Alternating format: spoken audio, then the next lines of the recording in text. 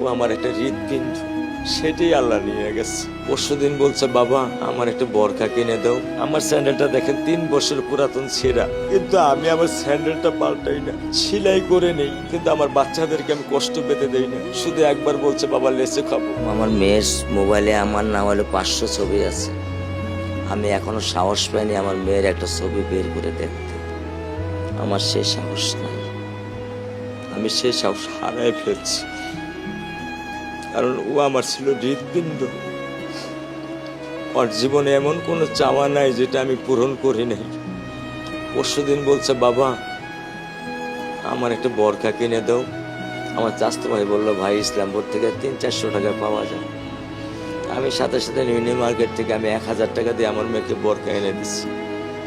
আমি দরিদ্র, ভাঙা বাসায় থাকি, কিন্তু আমার সন্তানদেরকে আমি কখনোই দারিদ্রতার স্বাদ পেতে দেইনি।